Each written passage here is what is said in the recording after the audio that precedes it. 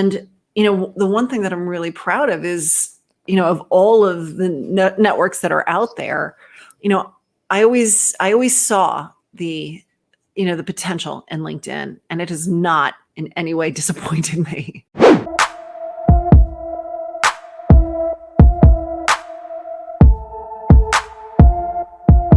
Welcome in to the Craig Houston podcast. This show is going to be amazing, and I am fired up to get into this conversation that I'm going to have today. If you are a user of LinkedIn, or you have even thought about using LinkedIn, and you are shying away from the opportunity of getting on that social media platform, today you're in for a treat, because I'm going to bring you in and have a host on the show with me to co-host this episode. Well, we get directly down into a lot of the things and details behind how you can build out your social media platform on LinkedIn to brand yourself personally.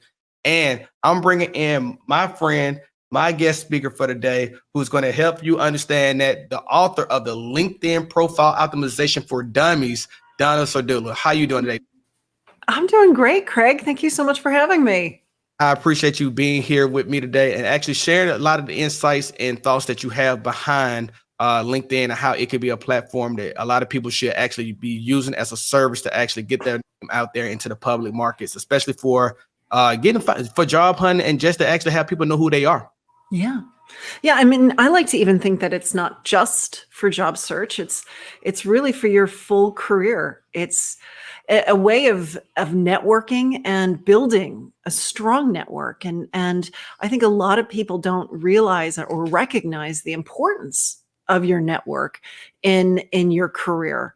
And so utilizing LinkedIn in a very strategic manner, I'd like to say when you first get started, but it doesn't always happen that way. But when you realize how important it is, as soon as you dive in, you start using it for your brand, for your networking, to build that and forge that network, you're going to find that things go a little easier.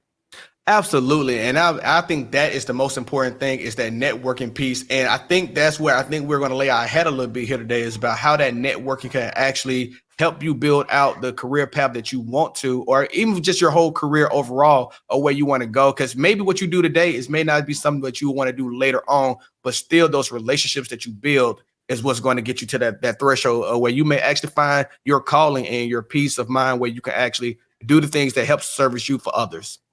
Yeah, it's true. It's one of those things where there are people out there, and it's people maybe people that you need to know, but you're there to help them, and they're there to help you. So it's just a way of looking at it. And I remember years ago going to some, goodness gracious, it's like a professional development workshop, and this woman came out and she's like, I'm going to talk to you about networking.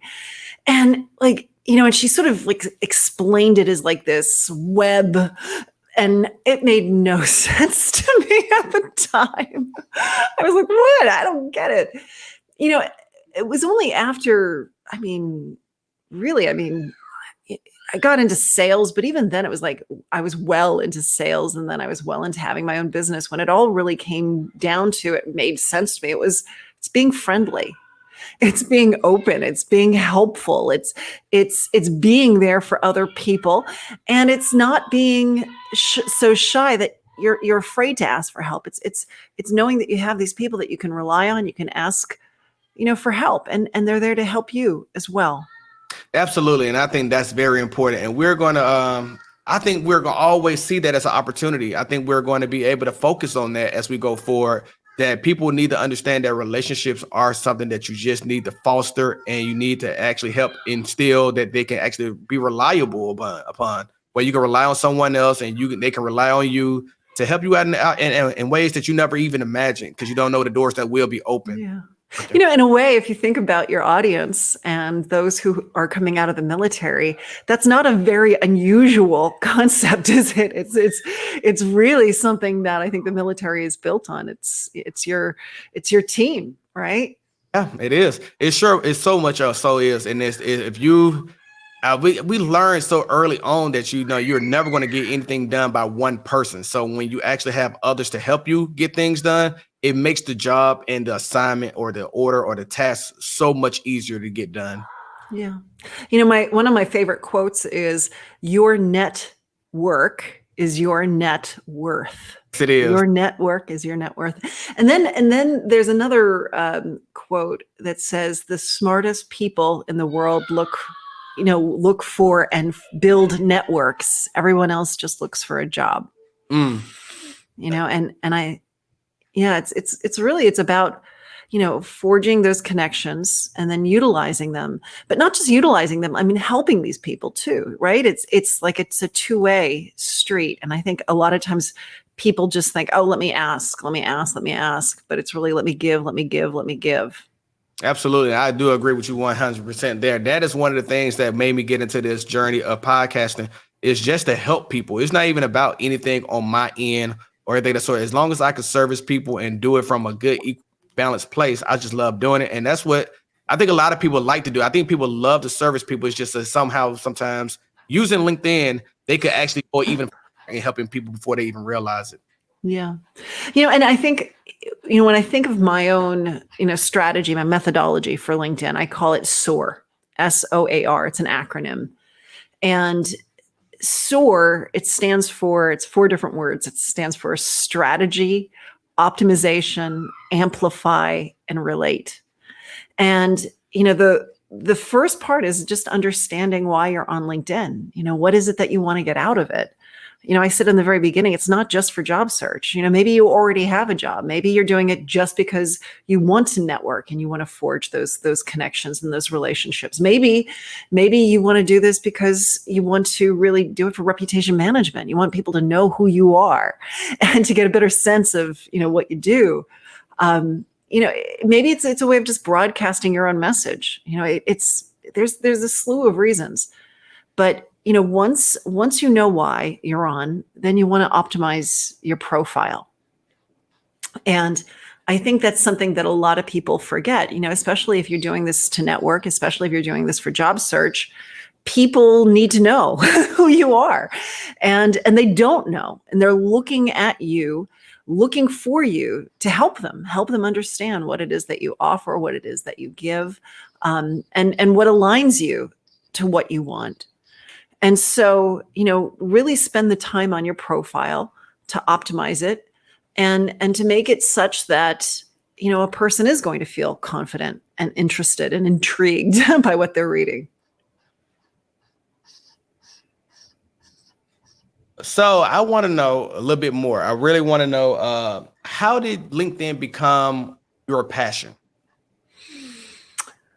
Well, I joined LinkedIn back in 2005, which is so long ago now, so long ago. And when I joined, I thought it was rather useless. It was a much different platform back then, though. But it was once I got into sales and I had a territory and I needed to build it. I needed to prospect and, convert these prospects to clients.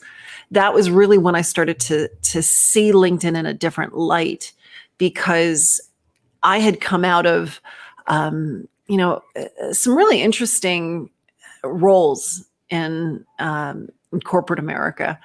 And one of them was I had developed a CRM tool, and that really gave me a lot of insight into, what it could mean to have a CRM personally, and one in which the records were created and maintained by the actual person. That would be the profile. And, when I realized that, that's when I was like, wow, this is huge. This could be a true game changer. And then you bring that in together with social media. You add in the branding piece, you add in, the network and the connections. I'm still excited by it. And I've loved watching it grow and develop and change and improve. And, the one thing that I'm really proud of is, of all of the networks that are out there, I always saw the potential in LinkedIn, and it has not in any way disappointed me. I think underused would be the recommendations feature.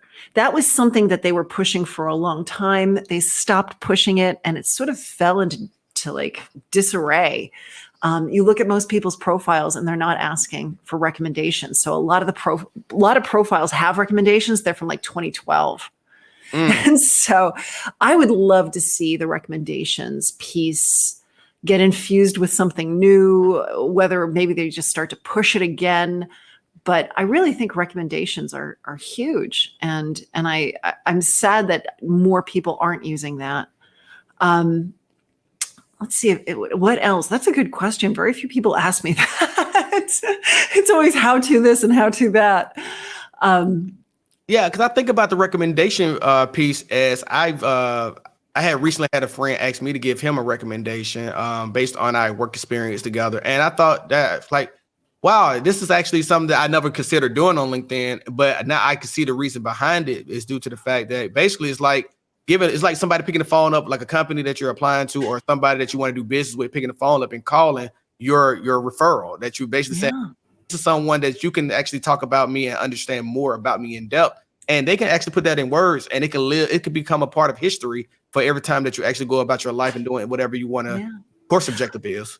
Absolutely. The other nice thing is you can really get a sense of a person, right? With the types of recommendations they've gotten, but also who's given those recommendations, right? Because you want to aim for people who are either the same level of you as you or even higher up in the organization.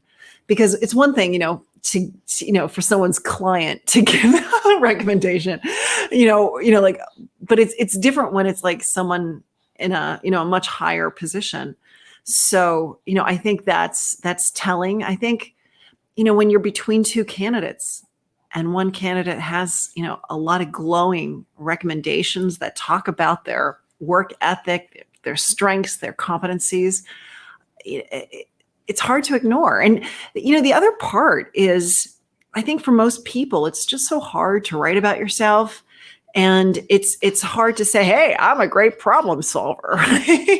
But isn't it better if the other person says it, you have a recommendation that says this person's a great problem solver. It means more coming from someone else. I think it is very impactful that when you can look back over the last 10 years and see that person character has been the same over the last 10 years, or they've grown as an individual over the last 10 years. That tells you so much about that person that may be the type of individual that you kind of want to actually bring in for whatever role it may be, because they may be able to help you get to a level where you feel like this is the type of person that I want to be around consistently. Yeah. Yeah. I love that. It's very true. Very true.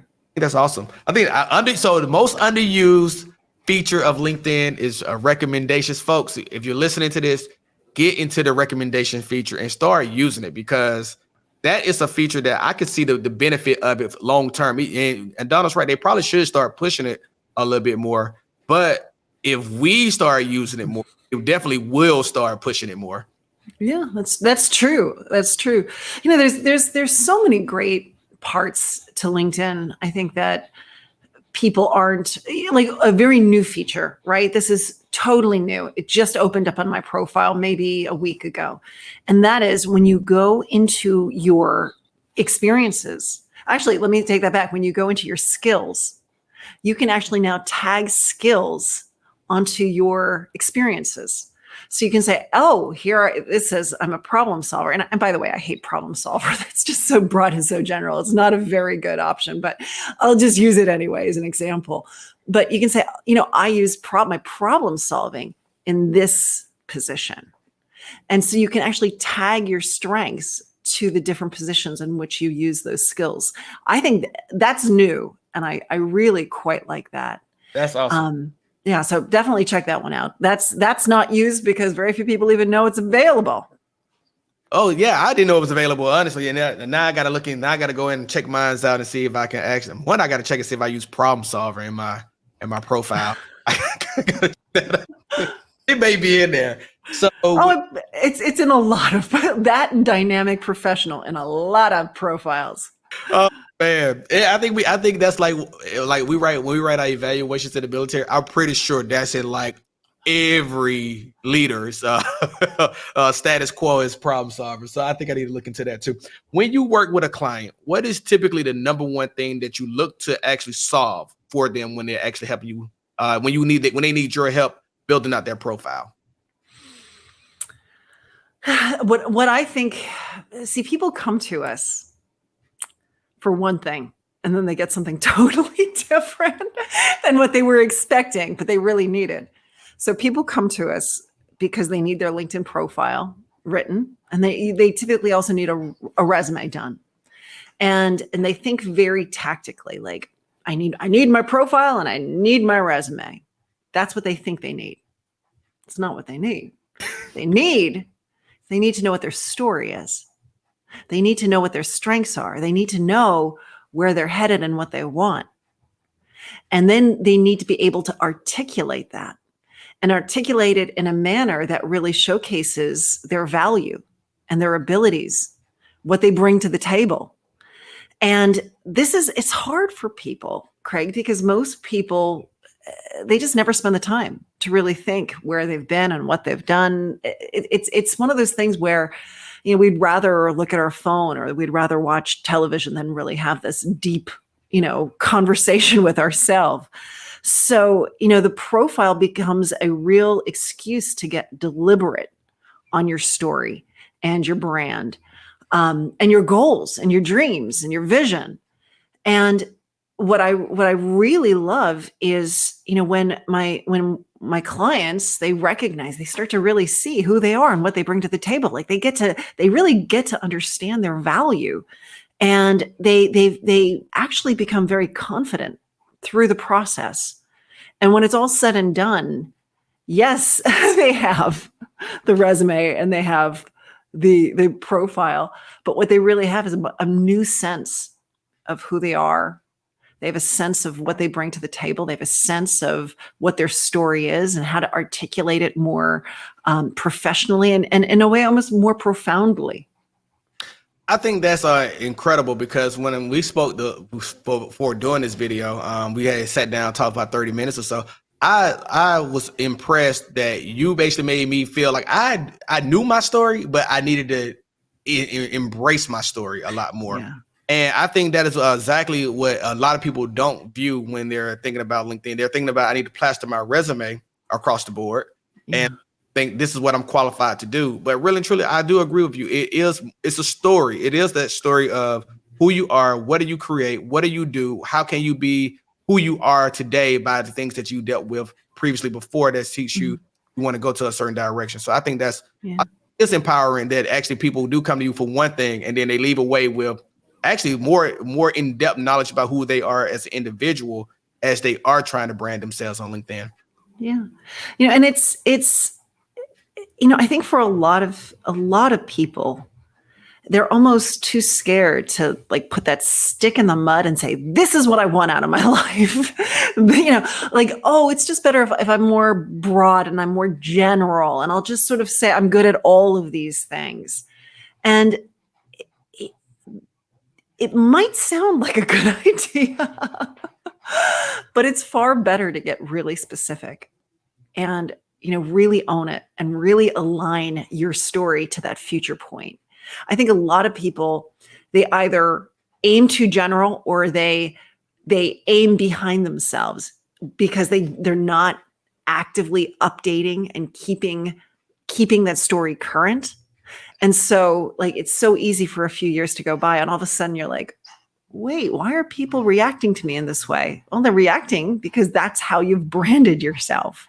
You've got to update. You got to keep it current. And not just current, future oriented, right? Because that's the only way you're going to collide with that future. So can you give us a example of future oriented, your content on your story on LinkedIn?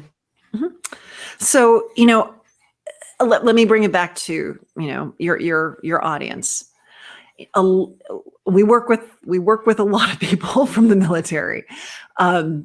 And one of the things that I see is when they come out of the military, they have it so ingrained in them and they're so branded by it. and they continue to brand themselves, they'll have, themselves in their uniform and their profile picture, and they'll talk about all of, everything as it related to who they were. And I know it is a part of you, but at the same time, you don't want to be clinging to the past. And so you need to say, wait, that was who I was. Who do I want to be? I might not be that person right now, but who do I want to be? And you need to look at that, and you have to say, okay, what have I done that aligns myself to that? And I want you to start to define yourself as that future state.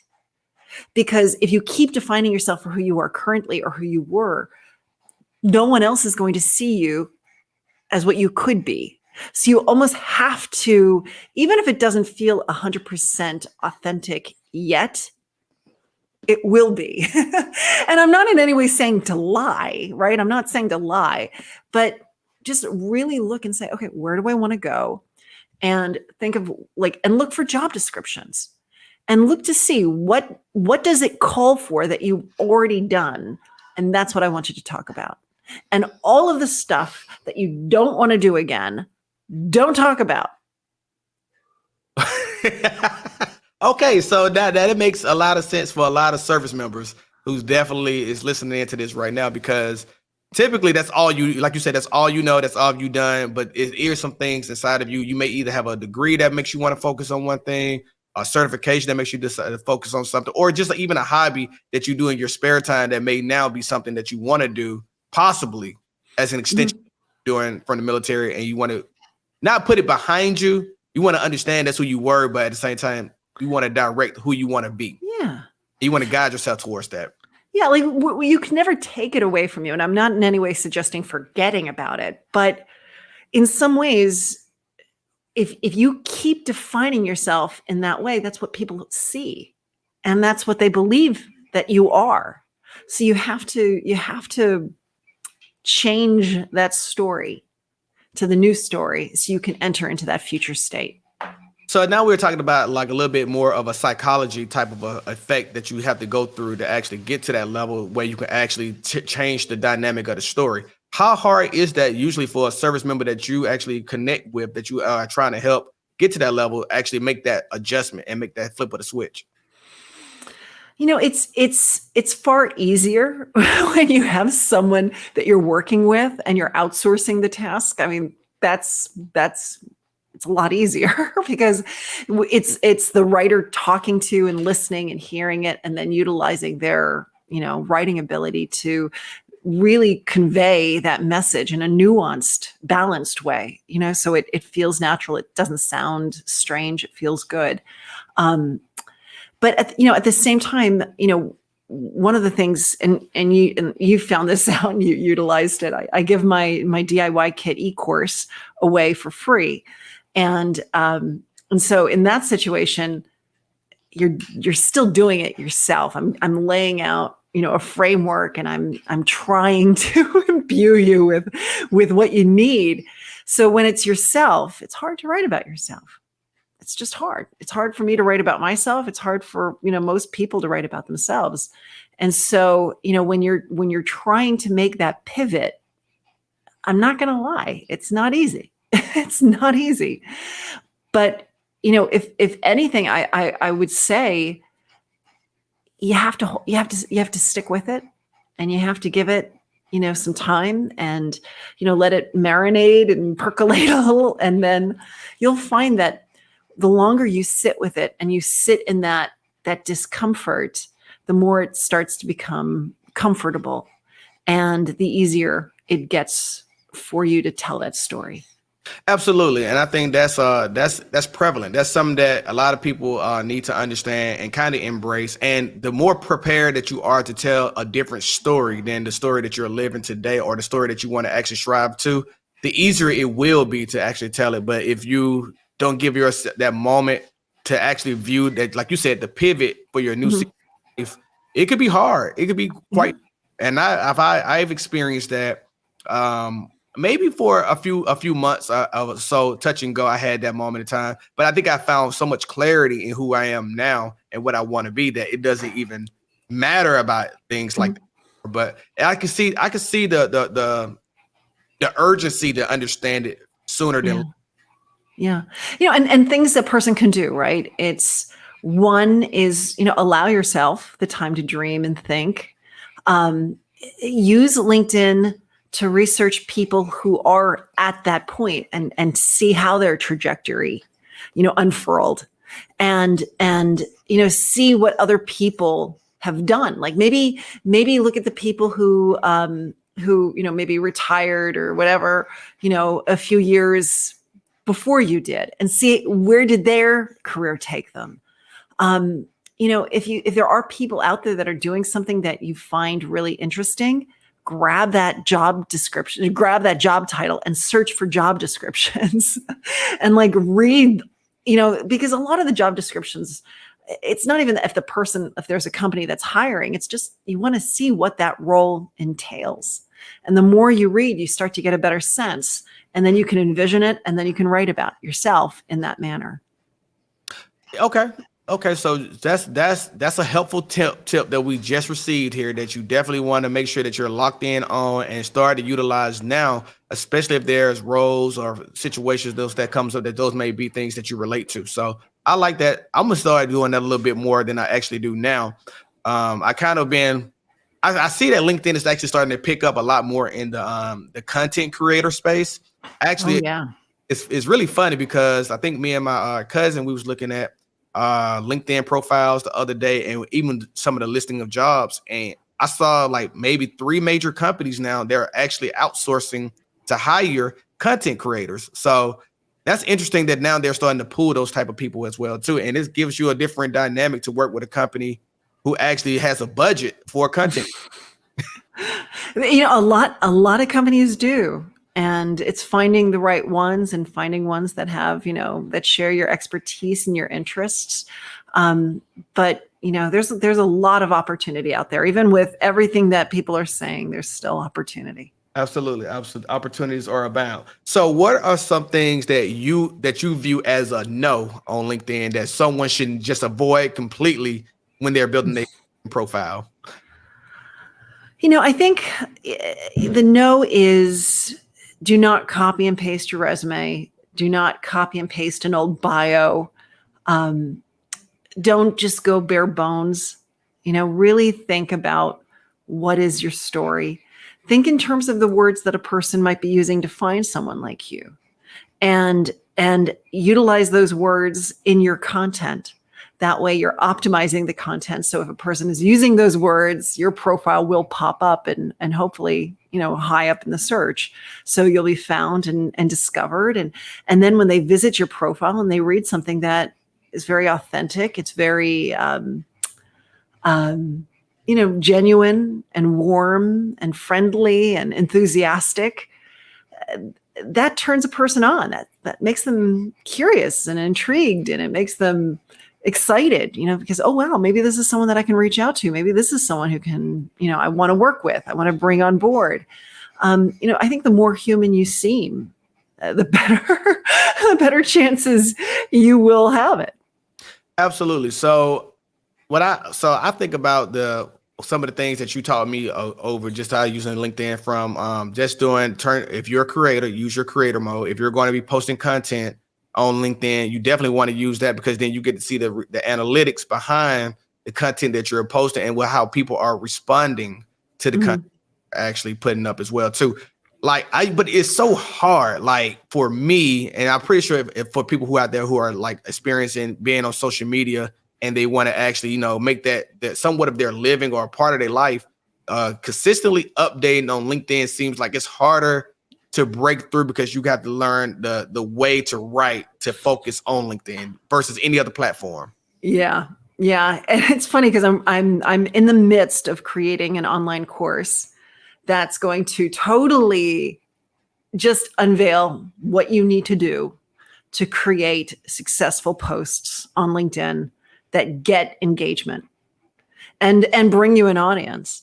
And it's not like the other networks out there because LinkedIn really controls that LinkedIn feed. it's not like it's just going out. It doesn't just go out. It goes out and then it's parsed and it's like, is this good content or is this bad content? Okay, it's good content. Then it goes to a small subset of users, to almost like a focus group. And it sits there in these, whatever, I don't know how many it is, maybe 50 people, maybe it's 100 people, but are these people who are now looking at this post, are they actively engaging on the post? Do they like the post? Are they dwelling on the post? Did they click the see more? And if it did, then it goes to a bigger grouping and then to a bigger grouping. And if you send out a post that immediately people aren't engaging on, that post goes away. So, all that work and effort, it can deter a person if they're not seeing that enthusiasm and that engagement. And the truth is, there are certain things that you can be doing to frame that content in a manner that does work with the LinkedIn algorithm. It gets people clicking, and then suddenly you're going to get a lot more eyeballs, a lot more impressions. I cannot wait to hear about this course when it's released. Probably one of those courses I definitely need to be a part of, just to get this information down to digestible versions for myself to actually post the right type of content. I think it's interesting because LinkedIn does use a lot of hashtags still, and a lot of networks have gone away from using the hashtags that's more prevalent. They keep track of them, but they don't necessarily care if you post the hashtags anymore to kind of get the relatable content out. Do you think that LinkedIn still focuses on using those hashtags because people are dynamically subcategorized by hashtags in the algorithm? Well, you know what? Unlike, so Instagram, for the longest of time, what was it, like 30, 40 hashtags per post? It was insanity. LinkedIn never got to that point. It was always three to five hashtags per post. So it's really quite pared down, considering, what some of the other networks did. But I've seen some posts still reach viral, levels, and they have 0 hashtags. As long as people are clicking see more, they're dwelling on the post, they're commenting, they're liking, there's a conversation taking place, then these posts tend to do very, very well, with or without the hashtag. But the hashtag will boost it. And even though I'm saying I've seen it done well without, certainly adding the hashtags can help. LinkedIn states, use a mixture of broad and niche hashtags.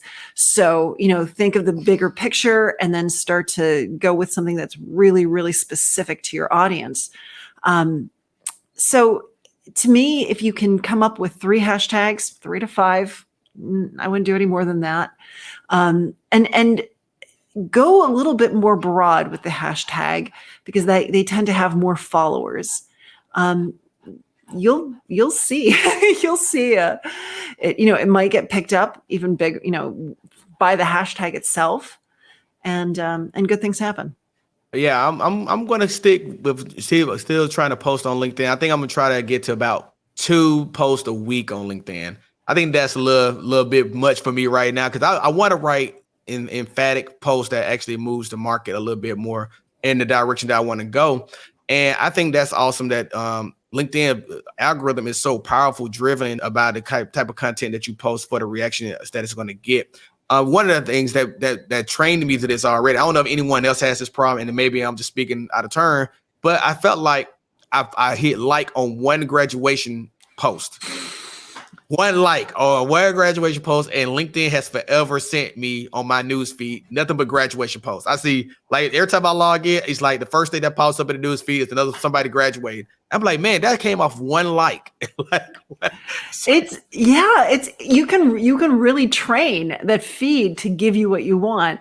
So what I would say to you is this: if you're finding yourself like overwhelmed by those, and this is something that we really didn't talk about. Just as you want to create content on LinkedIn, it's also important for you to be engaging on other people's content on LinkedIn. It's just like we were talking about with networking, right? You want to give, you want to receive, right? But you also need to give. Like it's a two-way street. Same thing with LinkedIn. And when you're posting, if you just post and you never go in there and you never engage with anyone else, you never comment, you never like, you never scroll through that newsfeed, you're going to have limited success. LinkedIn doesn't just want a person who's just with a bullhorn, yelling. They want someone who's actively engaged in the community and actively communicating and having conversations and adding value and giving, their 2 cents. So, don't okay, so you're going to post twice a week, which I think is fabulous. LinkedIn posts live a long time. I think twice a week is smart. I think you can absolutely do that. But I would say maybe 2 other days, just get on there and scroll through the content and comment and like. And the more you comment and like, that's the content you're going to start to see. I am. I'm definitely got to do that. I got to change. I got to retrain that algorithm. It's killing my feed right now. So I will be trained. So okay. So we already discussed your most underutilized feature on LinkedIn. We talked about some of the things that you see as a no on LinkedIn.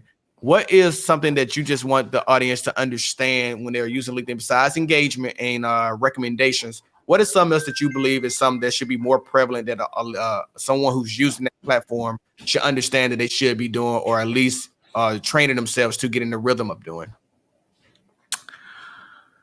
I think using LinkedIn as a research tool. And when I say research, I'm not talking academic research, but, use LinkedIn for business intelligence. So, you're going in, you're maybe you're looking for a job, look at the companies that are nearby you and see who who works there. See who who knows someone who works there. Go in and look at people, the people that you've met, or maybe people you graduated with, people who you worked alongside, really go in there and use LinkedIn for the intelligence, for the intel that's there. There's so much good information, and using it as that tool, it's a good thing for you because it's going to help you develop. It's going to help you understand how you can better approach situations, approach companies. It's something that I find that very few people do. It's a tool, and I want people to use it. It's a database. Use it as the database, a search engine for people. Okay, that's what it is. So use it. So searching, I think that's something that that's very underutilized in my situations as I go through too. So I need to get better at just utilizing it from, like you said, from understanding what type of connections you have at certain areas that you may not realize that you have those connections, and utilizing those connections as well. If there's an opportunity there, and maybe it's an opportunity for you to help someone else as well on those connections that you help each other out. So I think that's prevalent. I like that. So I think we'll leave it there, Donna. I think I have more information that we can dive into. I feel like you could talk about LinkedIn for 5 to 6 hours. And I have. So I appreciate your time speaking to the audience, letting us know things that we should be aware of and how we should be able to use LinkedIn to our advantages, and just telling our story. So how can people get in contact with you? So they can find me on LinkedIn. Just visit Donna Serdula. That's my last name's Serdula. They can visit my website, linkedin-makeover.com. I have a free tool. In fact, I'm going to have a whole bunch more free tools showing up very shortly. So the one free tool that's on my website, so if you go to free resources on the navigation bar, there is my LinkedIn headline generator, where you can optimize your own headline. It's an app. You just choose a couple things and boom, you're going to have a beautiful headline that you can use. It'll get you more hits. It's going to get you more views, more opportunities. So definitely use that. It's free. I am in the midst of working with developers to create a new tool that's going to be debuting soon, and it's a LinkedIn post ideas. And you visit the website and you're going to get 3 ideas, 3 topics for posting. That'll help you generate really awesome blog posts or LinkedIn posts. So that's one. And there you are. You're looking at it right there. That's the LinkedIn headline generator. And then, Craig, do this. Go to services, hover over services. And then on the far right, it says helping others. Go to veterans and military personnel support. If you click there, that's where I give away my DIY kit free. Now, I normally sell it for $100, but I give it to anyone who is active duty, their spouse, or veterans. I give it to them free of charge. By filling out this right here, you can definitely get that for free. I actually utilize this, and it's an awesome tool, and I loved every moment of actually building it out. If you actually spend about 3 to 4 hours out the day actually going through the steps of the process, you can knock out a LinkedIn profile immediately. You can actually take your time and knock out sections and think about things that you want to over time and get a lot more information into your LinkedIn bio than you actually probably believe that you could any time of the day. I think the DIY kit is a very good value to get. It's actually a great value, very outstanding. For Donna to be selling it for $100 and giving it away to active duty military and their spouses for absolutely free. I think it's take. My husband is a Marine, and he made me do it. Awesome. Well done. I appreciate your time, and I think we are going to have to maybe run this back basically on comments and questions that may come from this, and I'll reach out to you and let you know what we get back from the audience. Definitely, if you're streaming this and listening to this on stream, definitely leave us a review on what you thought about Donna's conversation today on LinkedIn. If you're looking at it on YouTube, definitely comment down below, and definitely shoot me a DM if it's something that you don't even want to leave out there, because maybe I can get that over to Donna as well, and we can get an answer for you as well. Donna, I appreciate your time. Can you stand by for me?